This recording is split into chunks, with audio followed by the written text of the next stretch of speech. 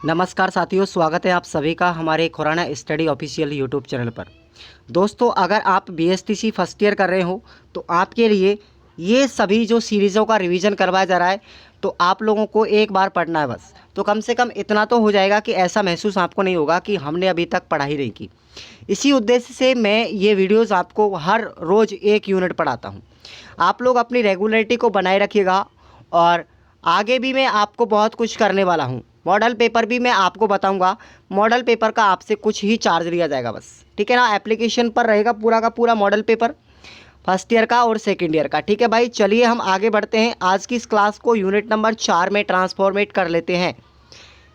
Sorry, unit number 5 है, unit number 5 है, ठीक है ना। आज की ध्यान से, गलती से लिखा हुआ गया। तो देखिएगा, यूनिट नंबर जो 5 है हमारी, वो है हमारी नैतिक एवं संवेगात्मक विकास। ओके, यूनिट नंबर 4 मैंने पढ़ा दिया ऑलरेडी। तो यूनिट नंबर 5 में आते हैं हम।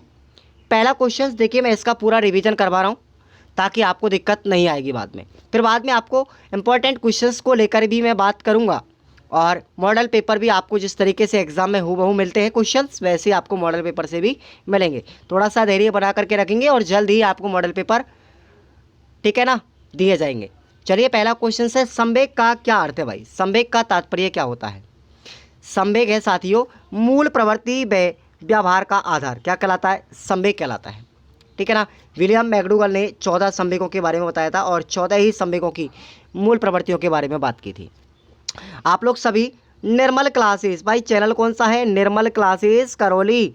निर्मल क्लासेस करौली चैनल पर सर्च करेंगे और आपको पूरी साइकोलॉजी मिल जाएगी। रेट की अगर तैयारी कर रहे हो तो बिल्कुल आराम से कीजिएगा, निःशुल्क तैयारी है। हैंडरिटन नोट्स भी आपको हमारे एप्लीकेशन पर दिए जा रहे हैं, चिंता करने की कोई बात नहीं है। चलिए, अगला क्वेश्चन आता है, निम्न में से संवेग की गिनती में नहीं आता। भाई 14 हमारे संवेग हैं, ठीक है ना। 14 उनकी मूल प्रवृत्ति है। देखो, संवेग हमारा जिज्ञासा होता है, भय होता है, क्रोध है, ठीक है ना। सब संवेग हैं, लेकिन भैया जाति संवेग नहीं होती। आगे मैं आपको विलियम मैकडूगल के 14 मूल संवेग कौन कौन से हैं उनके बारे में आपको बताऊंगा, लेकिन जाति उसमें नहीं आएगी। जाति संवेग नहीं है, ठीक है। संवेगों की विशेषताएं क्या है भाई? संवेगों की ये सब विशेषताएं, संवेग व्यापक होते हैं, पूर्णतः व्यक्तिगत होते हैं और मूल प्रवृत्तियों से संबंध इनका होता है। अगला क्वेश्चन देखिए, पलायन। भाई क्वेश्चन आया हुआ है 2019 में, यहाँ पर शो नहीं कर रखा, लेकिन ये शायद क्वेश्चन 2000 में आ चुका है। पलायन मूल प्रवृत्ति में कौन सा संवेग जोड़ा है? पलायन का मतलब होता है भय, ठीक है ना, भय। आ गया समझ में? पलायन का संबंध किस मूल प्रवृत्ति से है? ये भय संवेग से जुड़ी हुई है।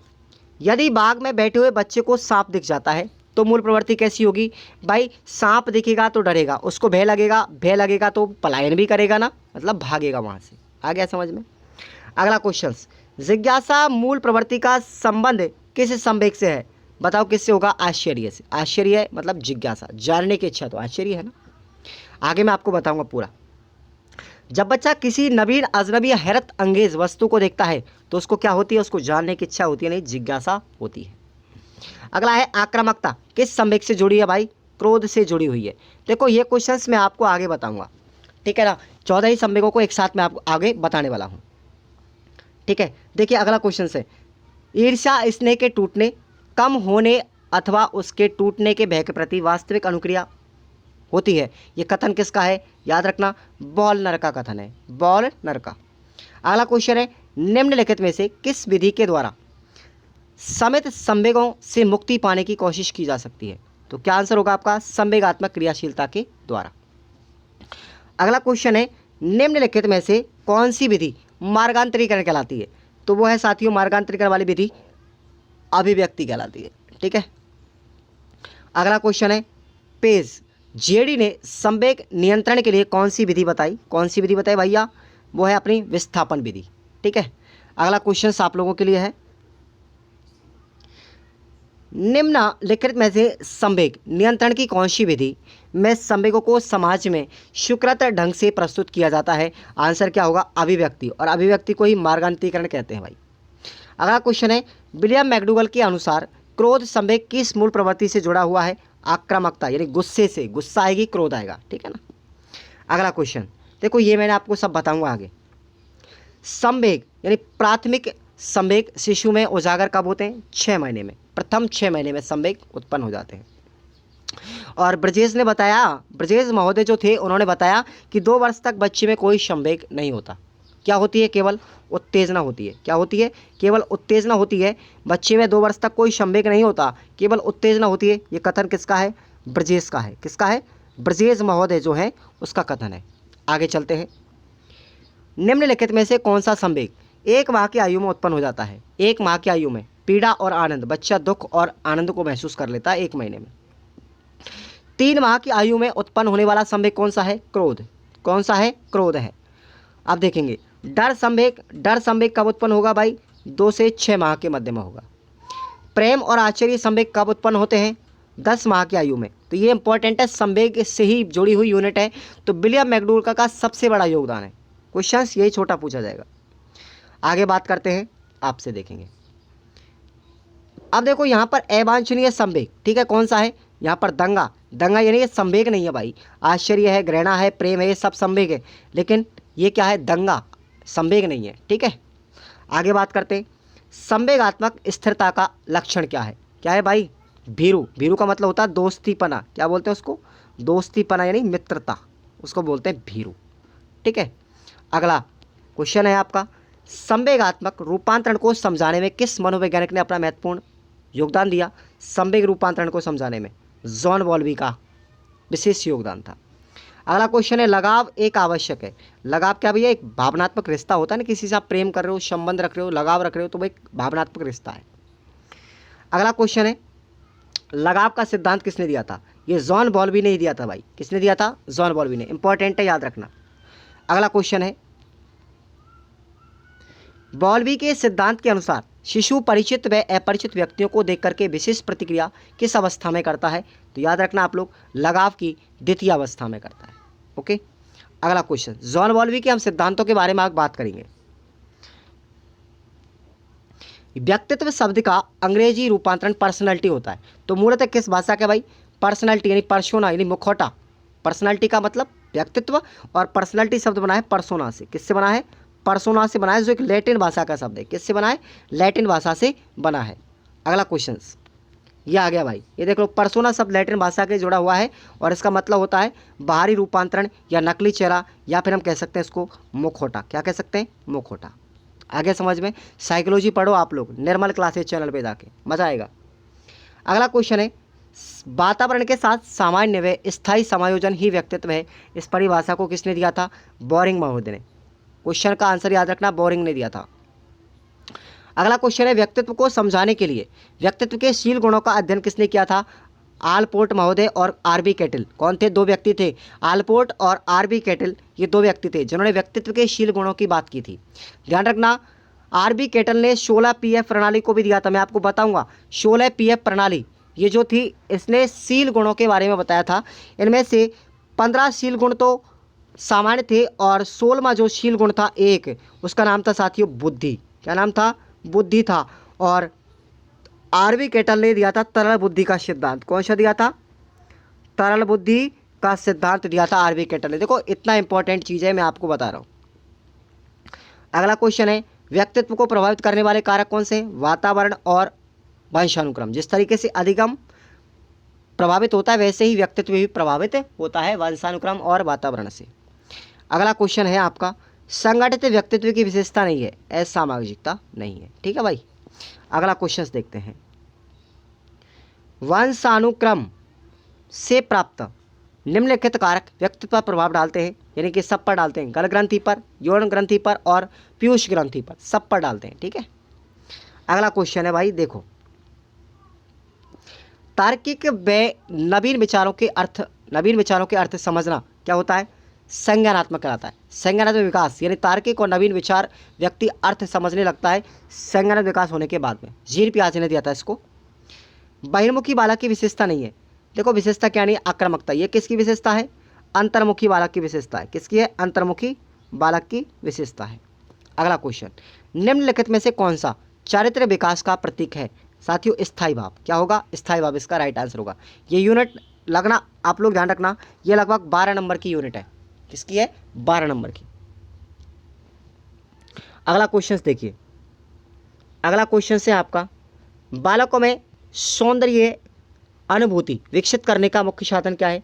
प्रकृति अवलोकन। क्या होगा? प्रकृति अवलोकन। अगला क्वेश्चन है, बालक के चारित्रिक विकास के स्तर, ये सभी होते हैं, ध्यान रखना, पुरस्कार विदंड, मूल प्रवृत्त्यात्मक स्थिति और सामाजिकता। अगला क्वेश्चन, संकल्प शक्ति का शाब्दिक अर्थ क्या है? शाब्दिक अर्थ क्या भैया? तीन। तीन क्या होगा? तीन होगा। अब ये क्यों है इसका तो मुझे पता नहीं है, बट आपको याद रखना संकल्प शक्ति का शाब्दिक अर्थ तीन होता है। शाब्दिक अर्थ कितने हैं संकल्प शक्ति के? तीन है, ठीक है। अगला क्वेश्चन, दिवा स्वप्न में विचरण करने वाली कामना अत्यंत प्रबल होती है किशोर अवस्था में। दिवा स्वप्न का मतलब लड़का लड़की के प्रति आकर्षित होगा, लड़की लड़के के प्रति आकर्षित होगी, विपरीत लिंग के प्रति आकर्षण बढ़ता है दिवा स्वप्न में, और यह अवस्था होती है किशोर अवस्था। अगला क्वेश्चन देखेंगे, भूमिका बनाम संशय, ये भैया किसने दिया था? एरिक्सन महोदय की सिद्धांत की 5वीं अवस्था। देखो एरिक्सन जो है उन्होंने 8 अवस्थाएं बताई थी। आगे मैं आपको एरिक एरिक्सन के 8 अवस्थाओं के बारे में याद रखना, जो एरिक एरिक्सन ने सिद्धांत दिया था 8 अवस्थाओं थे। सिद्धांत दिया था मनोसामाजिक विकास सिद्धांत, इंपॉर्टेंट है ये अधिगम का, ठीक है। आगे बात करते हैं, देखिए ये छोटे छोटे क्वेश्चंस आप लोग याद रख लेना, चिंता मत करो इसकी। मैं आपको थोड़ा सा आगे बात करता हूँ, बड़े क्वेश्चनों पर आता हूँ मैं। अगर आपने बड़े क्वेश्चन याद कर लिया ना तो कोई दिक्कत ही नहीं आएगी। देखो, बाल्यावस्था में संवेगात्मक विकास का उल्लेख कीजिए, इंपॉर्टेंट क्वेश्चन है, ठीक है ना। इसको आप लोग एक तो याद रखना। दूसरा क्वेश्चन देखो, मैं पढ़ा नहीं सकता लेकिन आपको इंपॉर्टेंट लगवा रहा हूँ। आप देखो, किशोर अवस्था में संवेगात्मक विकास की विशेषता बताइए। एक क्वेश्चन ये है कि किशोर अवस्था में संवेगात्मक विकास की अवस्था या विशेषता क्या होती है, एक क्वेश्चन ये। अगला क्वेश्चन है, मानव जीवन में संवेगों का क्या महत्व है या क्या स्थान है, यानी मानव जीवन में संवेग क्यों महत्वपूर्ण है, एक ये क्वेश्चन आपको याद रखना है। आगे बढ़ते हैं अगले क्वेश्चन पर, ठीक है भाई। अगला क्वेश्चन है आपका, व्यक्तित्व को प्रभावित करने वाले कोई 2 घटक, आपको मैंने बता दिया, वंशक्रम और वातावरण, ठीक है। और एक ये परिभाषा याद रखनी है कि व्यक्तित्व व्यक्ति में उन मनोशारीरिक व्यवस्थाओं का संगठन है जो वातावरण के साथ उनका अपूर्व समायोजन निर्धारित करता है। ये परिभाषा थी था जो आलपोर्ट की। और एक संगठित व्यक्तित्व की 4 विशेषता, सामाजिकता, गतिशीलता, समायोजन शक्ति और संकल्प शक्ति। ये क्वेश्चन याद रखना। अगला क्वेश्चन देखेंगे, व्यक्तित्व के शील गुण किसे कहते हैं, ये आपको याद रखना, यानी वे गुण जो व्यवहार को निश्चित कर देते हैं। ये गुण व्यक्ति में एक प्रकार से स्थायी होते हैं। आलपोर्ट महोदय ने व्यक्तित्व के शील गुणों से संबंध कितने शब्द बताए? 4500 शब्द बताए। वुडवर्थ ने कितने पक्ष बताए थे भाई? शील गुण के 2 पक्ष, नेगेटिव और पॉजिटिव। आगे बात करते हैं, व्यक्तित्व के कितने पक्ष हैं, कितने आयाम हैं? 4 आयाम हैं, शारीरिक, मानसिक, संवेगात्मक और सामाजिक। अगला क्वेश्चन देखिए, अंतर्मुखी बालक और बहिर्मुखी बालक की विशेषता आगे हम पढ़ेंगे। देखिए अगले क्वेश्चन पर आते हैं। देखो, व्यवहारवादी सिद्धांत के 2 प्रतिपादक, तो एक तो जीन पियाजे थे, एक कॉलबर्ग थे व्यवहारवादी, और एक वाटसन भी तो थे, वाटसन महोदय भी थे, ये भी व्यवहारवादी थे। आगे बात करते हैं, ये क्वेश्चन याद रखना, व्यक्तित्व के संबंध में रोजर्स, कार्ल रोजर्स जो थे, कार्ल रोजर्स, ठीक है ना, कार्ल रोजर्स जो थे उन्होंने क्या बताया था व्यक्तित्व के संबंध में, ये क्वेश्चन याद रखना। अगला क्वेश्चन है, बच्चों का अध्ययन क्यों आवश्यक है भाई? बताओ, बच्चों का अध्ययन क्यों आवश्यक है? ये क्वेश्चन इंपॉर्टेंट है, ठीक है भाई। अगला क्वेश्चन है, देखो अगला क्वेश्चन है कि अभिभावकों के लिए संवेगों का ज्ञान होना क्यों जरूरी है? ये क्वेश्चन भी आपको याद रखना है। आगे चलते हैं। अब ये देखो, ये क्वेश्चन सबसे इंपॉर्टेंट लगाएंगे आप लोग, ये 2 बार पूछा गया 17 और 18 में लगातार, कि भाई एक तो संवेग क्या होता है और इसका मूल प्रवृत्ति से क्या संबंध है। तो ये आप लोगों को मैं बता देता हूँ, ये आपके संवेग है। 14 संवेग बताए थे, हमारी किताब में इतने नहीं है, ठीक है ना। आपको मैंने साइकोलॉजी पढ़ाया, वहाँ पर आप लोग जाकर के विलियम मैकडूगल के 14 संवेग और 14 मूल प्रवृत्ति को पढ़ लेना। निर्मल क्लासेस करौली चैनल पर साइकोलॉजी में मैंने पूरी प्लेलिस्ट बना रखी है, तो वहाँ पर आपको 14 मूल संवेग मिलेंगे। तो ये देखो, पलायन का संबंध भय से, भोजन प्राप्ति भोग, सामूहिकता का संबंध एकांत से, बचाव का भय, जिज्ञासा का संबंध आश्चर्य से, पुत्र कामना का वात्सल्य से, आक्रामकता का संबंध क्रोध से, और हास का संबंध मनोरंजन से। 14 है वैसे को लिए, लेकिन हमारे यहाँ पर दे नहीं रखा। अगला क्वेश्चन है, लगाव से आप क्या समझते हैं, ठीक है ना। जो जॉन बॉल्बी का ये सिद्धांत आना, ये आपको याद रखना है, इंपॉर्टेंट है ये। अगला क्वेश्चन देखते हैं, ये लो भाई, जॉन बॉली के सिद्धांत का उल्लेख करना है आपको, ठीक है ना, लगाव और जॉन बॉल्बी के सिद्धांत का उल्लेख। अब देखेंगे अगला क्वेश्चन है आपका, ये लगाव की विशेषता, यानी जॉन बॉल्बी का सिद्धांत आपको पूरा याद करके जाना है, ठीक है ना, तो आपका कोई भी प्रश्न गलत होगा ही नहीं। आगे बात करते हैं अगला क्वेश्चन से। देखिएगा अगला क्वेश्चन आप लोगों के लिए बता दूं, व्यक्तित्व से क्या आस है। एक क्वेश्चन ये इंपॉर्टेंट है भाई, व्यक्तित्व से क्या आस है और आत्म प्रत्यय को इसमें स्पष्ट करना है, ठीक है। उसके बाद अगला क्वेश्चन है, किसी व्यक्ति का व्यक्तित्व कितने प्रकार का होता है। तो एक तो होता है व्यक्ति प्रत्यक्षीकरण, ठीक है, 2 प्रकार का, और दूसरा है आत्म प्रत्यक्षीकरण। ये भी आपको याद रखना, क्वेश्चन इंपॉर्टेंट है। ओके, अगला क्वेश्चन देखिए, आत्म प्रत्यय को प्रभावित करने वाले कारक कौन कौन से हैं। ये कारक आपको याद रखने, यही से क्वेश्चन आ जाएंगे। छोटे क्वेश्चन याद हो गए, बड़े अपने आप हो जाएंगे याद। आप क्वेश्चन देखिए अगला, दृढ़ निश्चय की विशेषता क्या है भाई। दृढ़ निश्चय की विशेषताएं क्या है, एक ये क्वेश्चन इंपॉर्टेंट है ना। अब बात करते हैं अगला। अब ये देखो भाई, एरिक एरिक्सन की जो विशेषता है, ये आप लोग निबंधात्मक प्रश्न याद करके जाएंगे, है ना, आपको पीडीएफ डाल दी जाएगी। एरिक एरिक्सन की जो पहली अवस्था है, या फिर 8 अवस्था जो एरिक एरिक्सन ने बताई थी मनोसामाजिक सिद्धांत की, वो 8 की 8 अवस्थाएं आपको याद रखनी है।